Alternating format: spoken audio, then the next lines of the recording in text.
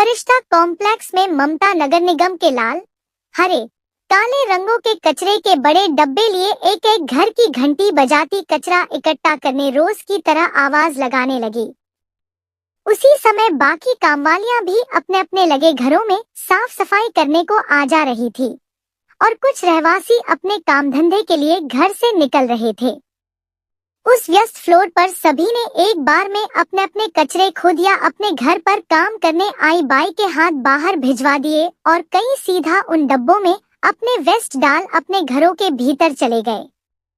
उस फ्लोर पर एक घर शेष था जिसमें अभी अभी कोई नए लोग रहने आए थे। कल भी उन्होंने कचरा उसके जाने के बाद बाहर रखा और पूरा फ्लोर बदबूदार हो गया।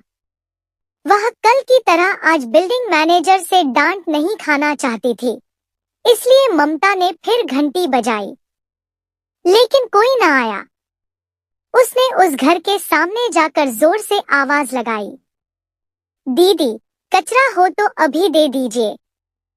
सुबह के 9 बजे अपनी बदहवास नींद में चूर वे मेम साहब अपनी नाक मुंह बिचका कर अपने घर के दरवाजे को आधा खोल कचरे से पिलपिलाती झिल्ली उसके पैर की ओर जोर से फेंक कर झट से अपना दरवाजा बंद कर लेती हैं। ये कचरा बिनने वाले 2 कौड़ी के लोग सुबह सुबह हमारी नींद खराब करने को मुंह उठा कर चले आते हैं। गंवार कहीं के वे अपने घर के भीतर बड़बड़ाती रहीं और दरवाजे के इस पार खड़ी ममता उनकी बातें सुन हतप्रभ रह गई।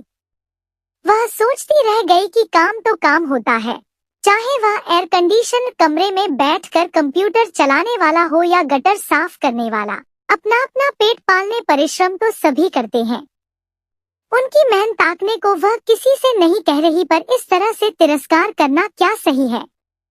उन्हें उसे ऐसा कहते सुन टीस जरूर हुई और एकाएक ममता के कानों के साथ उसकी भीगी आंखें उनके आलीशान कारीगरी किए हुए दरवाजे पर जा अटकी और एक पल को उनके कहे एक एक शब्द उसके दिमाग में घूमने लगे। इसी बीच उसकी खोई हुई नजरों ने अपने पैरों के बीच कुछ बहता हुआ पाया। उसने नीचे देखा और अपने जूते झट से अलग कर लिए। उनके द्वारा प्रतिबंधित की जा चुकी नष्ट न होने वाली पन्नी, जो वर्ल्ड लाइफ फेडरेशन के आंकड़े के अनुसार प्रदेश में रोजाना 20 गायों की मौत का कारण बन रही है, को जोर से फेंकने से वह पूरी तरह से फट गई थी और उससे बदबू मारती उनके घर की सड़ीगली जूठन के साथ डिस्पोजेबल चम्मच, घड़ी के सेल, सैनिटरी पैड आदि साफ टाइल्स पर धड़धड़ा कर जहां तहां फैल गए। वह अपने दस्ताने पहने हाथों से उन्हें उठा वेस्ट अनुसार नगर निगम के डब्बों में डाल तो देती है, पर तब तक उससे निकल चुका गंदे कचरे का पानी फर्श पर फैल गया। उसने खुद को समझाया कि सालों से कुछ घरों से ऐसी ओछी प्रतिक्रिया मिलना उसके लिए तो आम बात थी, फिर इतना दिल से क्यों लगना। जाने दो, एक ही झिल्ली में सब तरह का कचरा नहीं डाला जाता। यह बात नगर निगम के कर्मचारी समय समय पर खुद आकर और पंफलेट द्वारा सालों से बतला रहे हैं। माँ तो अनपढ़ थी, फिर भी उन्हें इतनी समझ थी, पर इतने बड़े पढ़े लिखे लोगों को भला यह आसान बात क्यों नहीं समझ आती, जिन्हें सूखा, गीला और प्रकृति के लिए जोखिम वाले सामान के डब्बों के बीच का फर्क नहीं पता।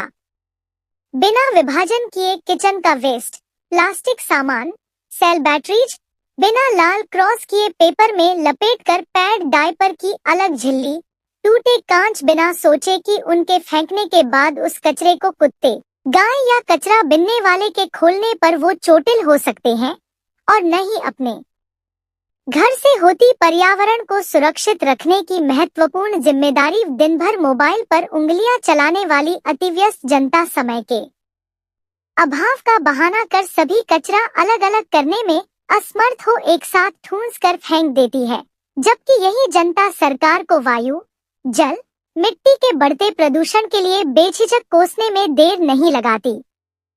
कचरा तो बिन गया, पर गंदगी का वह लसलसा लारदार पानी जस का तस था। सफाई वाली तो आकर जा चुकी और उसका काम कचरा इकट्ठा करना है, गंदगी साफ करना नहीं। एक बार को कर भी दे, पर उसके पास तो सफाई का सामान ही नहीं है। बाकी घरों से कचरा लेने के लिए देर भी हो रही है।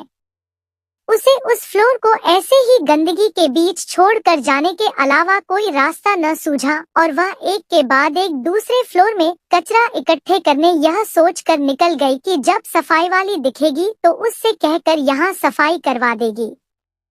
वहीं कुछ घंटों बाद जब वे मेम साहब सज-धज कर परफ्यूम मार शॉपिंग के लिए मॉल को निकलने अपना दरवाजा बंद कर अपनी चिकनी हाई हील्स से लिफ्ट की ओर जाने मुड़ी नहीं कि वे धम्म से उन मक्खियों से भिनकते अपने द्वारा फेंके कचरे में जा फिसली।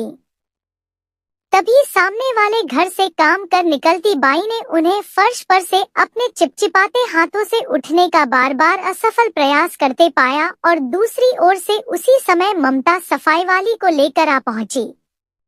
वे तीनों उनकी मदद करने को उनकी ओर फुर्ती से बढ़ने लगी। यह क्या तरीका है गवारों?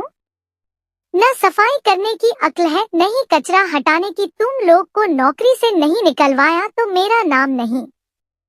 रुको, वह यहाँ मत आना, वहीं खड़ी रहो, अपने गंदे हाथों से मुझे छूना मत।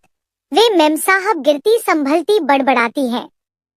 हाँ तो पड़ी रह वैसी, एक तो मदद कर रहे हैं और ये अकड़ दिखा रही हैं। देखा था मैंने कैसे कचरा फेंक कर दे रही थी सुबह।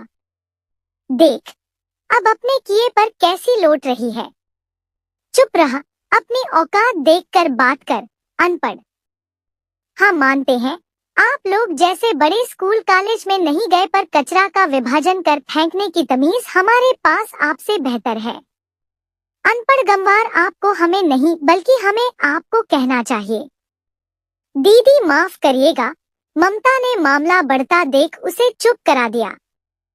जो वह आज सुबह न कह सकती थी उस तुनक मिजाज बाई ने उसे सुना दिया। सफाई वाली बिना कुछ कहे वह गंदगी साफ कर ममता के साथ चली गई और वे मेम साहब अपना सिर झुकाए अपनी पीठ सरका कर दरवाजे का सहारा लेते अपने महंगे कपड़ों से रिसती हुई बदबूदार लार को अपने साथ घर के भीतर ले जाती यह सोचती रही कि असलियत में गंवार है कौन।